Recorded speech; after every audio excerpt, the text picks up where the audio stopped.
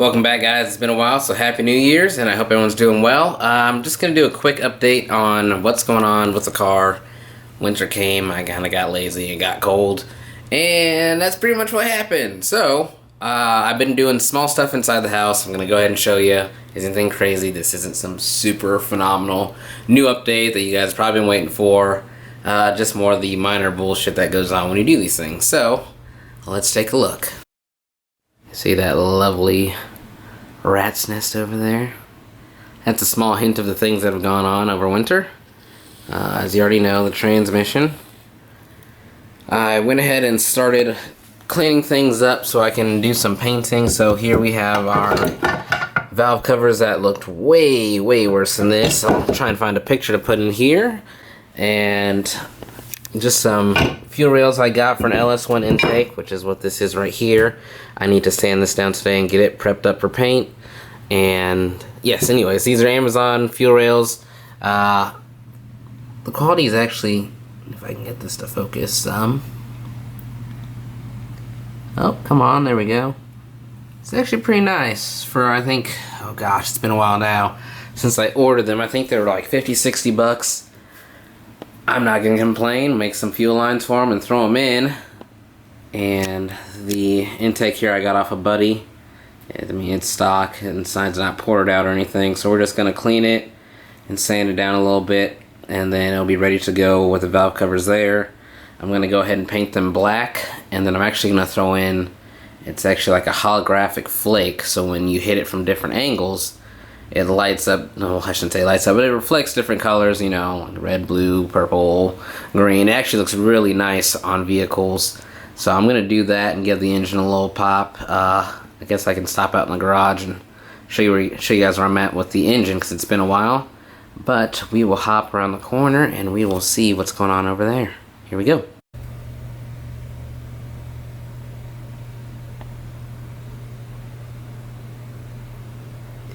And there it is. I'd say it's fairly finished, but not all the way. I guess if you come from this far end of where it plugs into the computers, I've got most of the ends already ran through and taped up so that I can, you know, reduce the amount of water that I can get inside the harness. Everything's kind of marked for where they're going to go to. Got some loose ends here that I'm going to have to try and figure out how to keep AC, so that's AC stuff right here. I mean, it's just a harness, nothing fancy. I ended up taking the stock 5.3 harness and I ripped it all apart. Well, I should say I de-skinned it. I didn't really rip it all apart. I de-skinned it, depinned what I didn't want, depinned all the unnecessary stuff for the swap. All that's left now is, not that one there, but all that's left now is tagging a few of these things, run them actually to the new fuse box, and then finishing up taping everything and putting them inside some conduit. So this part right here, if you guys have never done your own harness, this is my first go. I probably got about 9 hours into it. It's quite tedious, I will say, but it'll be rewarding because I did it myself, and hopefully the car will run. But there's that beautiful mess right there.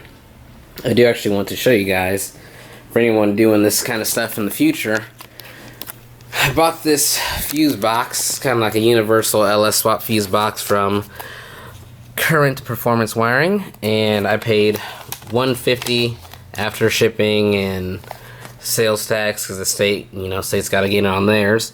It comes with full written diagram, or I shouldn't say diagram, full written instructions. More instructions. You have like a kind of like a pinout for what your colors are, what it goes to, what, you know, what amp it needs to be for your fuses, and then just a brief description if you don't understand what you're actually working with there. Then you get a diagram here, and I don't know what happened with this. I think my daughter got a hold of it, but they give you a diagram for your fans and then a diagram for fuel pump and ignition. It's actually a really nice setup. Sure, I could have made it for less, but at this point, after working with this giant thing over here, I just said, I'm going to go ahead and just buy something and wire that in real quick and easy. So they give you a small little connector here. Looks like OBD2. The fuse box itself, which is the bread and butter here. Let me open it.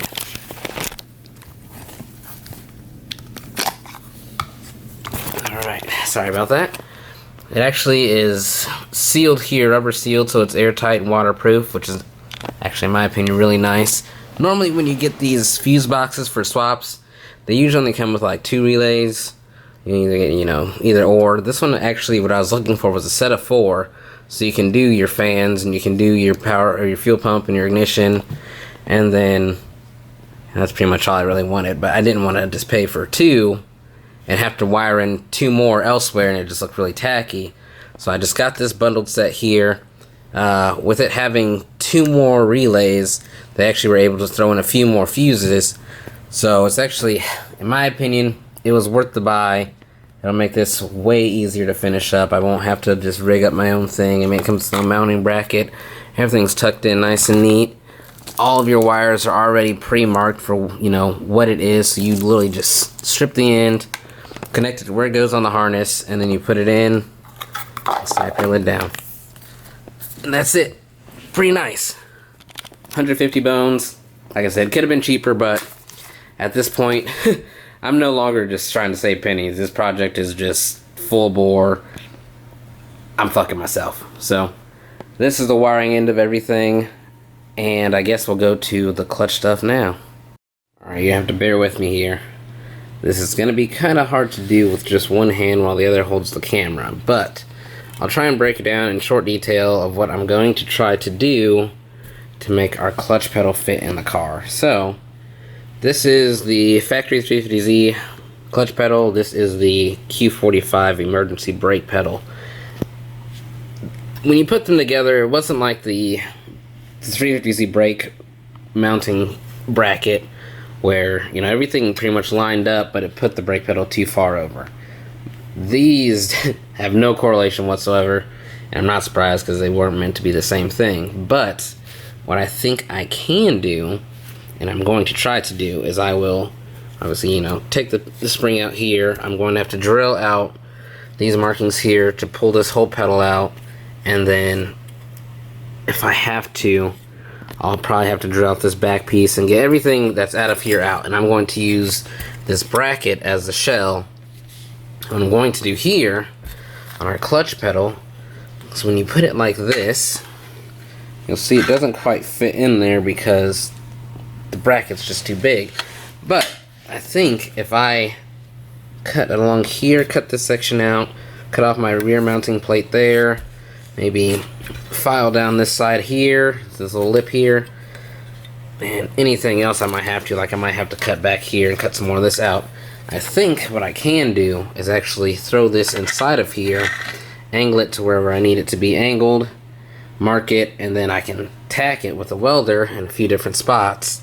If I'm lucky, I might be able to throw a bead across the back section, or I can extend the plate out here since it won't be in the way of the mounting, as long as I'm, this far down, and I can maybe weld the back piece onto here, and I should be able to use a clutch pedal from the 350Z with the stock mounting one here, and that will actually help because I think, let's just say, you guys can see the part where I took this out of the car and tried to just mock this up in there. If you try and use either of these holes here inside the car, it really pushes the pedal too far over to the right. And so I think by putting it on here, it'll mount it just kind of in the right area, because this is just too far offset. As you can tell, one arches over and one goes straight. I might still have to take the pedal and either, cut it off here and then reattach here to scoot it over a few millimeters and make a block here and, move it elsewhere. But that's the next step in the car. I'm going to try and modify this to fit onto this to mount into that over there. So you guys are just gonna have to wait and see what happens, but I'll more than likely find a way to make this work, and then I'm going to probably put the Q45 brake pedal back inside, hack off the end like we normally do in the 240 swaps, and then that'll scoot my brake pedal back over towards the left, because before, if you guys remember, the pedals were like that far away, maybe that far away, so it was really hard to fit your feet in there comfortably without catching on the gas pedal, especially if you have a wide or big foot. Like, there's no way somebody with a 13 size shoe is going to drive my car unless I find a way to scoot the brake pedal back over. So I'll probably switch that back to the original, make this work, and that should be my pedals. I'll have to just figure out how I'm going to, which I didn't think about to this point here, is actually make the clutch master cylinder work. So this is just going to be a fun project for, I don't know, hopefully just a month. I don't have all the time in the world to work on this, but I get to it when I can, and I try to make the best of it. So I guess I'll go back outside and you guys can see the car one last time, because it's been a while. Here we go. Welcome back to my humble abode. So I managed to pick up some wheels I'm going to throw on the car, just kind of like some T37 rips, but they're Avid AV06 if I remember right. Got them off a buddy of mine who has a SC300, I believe it is, but he's got a turbo LS1 in there, makes 600 horse, pretty rad drift car. So shout out to Lampy Drift, check him out, I'll link it down below. Some other things that have gone on while you guys are away. I actually took my daughter's Audi R8 Power Wheels and actually converted to a 24 volt from a 6 volt. Thing rips. Actually, we actually burned up the motor and I switched that over today. So she's back on the road again. And then, well, that one's still sitting because it's the least of my importance right now. I guess I can kind of show this here once I get a second. Hold on.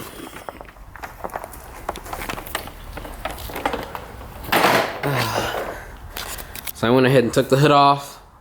Got pretty much all my wiring done, unhooked on both sides. There is 2 connectors down below towards the trains. I'll have to go and undo from either below or when I start to pull the motor out. As a temporary work, I did find that the 240SX radiators that are aluminum is actually for a SR20. It actually mounts in the exact same mounting point. Oh my god, I'm stuck. On the same mounting points down below here as the stock radiator, but it's just not quite tall enough. So I might use this as a temporary fix until I, fork up the cash, get like one out of a 350Z, or maybe try one out of like a F body. I'm not really sure, but I'll probably make this work for now. This is just in with a bungee cord to kind of show reference. It's smaller, but it'll do for now. So earlier today I actually went ahead and started spray painting the engine. I kind of sanded down a few areas and tried to knock some of the rust off. I didn't have like I think it's a descaler, I think it's what a buddy of mine said it was. I didn't have that to really get the nitty gritty out, so it's just kind of a rough painting on there, just because these cast iron blocks just get really, really bad over time. But once the paint dries, it'll look eons better than what it originally did. And that was the whole purpose. I didn't want to throw this rusty looking brick inside the car. So went ahead and just slapped some black on there. I'm actually going to take the front cover and spray that new in silver. And then I'm debating on doing the heads, but I might do them in silver too, just so it matches the front cover. And then it'll all look pretty nice. And I'll probably dress up some of the accessories that'll go on there. Got a few new ones that are coming in. Yeah, I couldn't do that to myself. Can't do one thing nice looking, the rest ugly, but she's almost ready to go back together. Once the paint's on there, I'm gonna go ahead and paint the valve covers and intake, get those all on there, and she'll all be pre-assembly ready to go in. I'll just have to throw everything throw everything onto it. Let me get my words right. And we're actually be making headway from there. I just have to figure out how I'm gonna make the mounts work. And hopefully that's a breeze too. I have 2 sets to try, so we'll see what happens from there. So that's my update. Hopefully it was somewhat satisfying for you guys. Inside, I know I feel good that I'm slowly making progress, but it's a pain in the ass, and I probably will never do this again. Just one grand project that if I finish it and I do sell it, the next person will hopefully enjoy it as much as I do, because I'm putting my heart and soul into this one. And I really hope the next person really admires it. It's not much now, but it will be. So, this is the next episode, and I will see you guys, hopefully, whenever I get the next one done. Bye.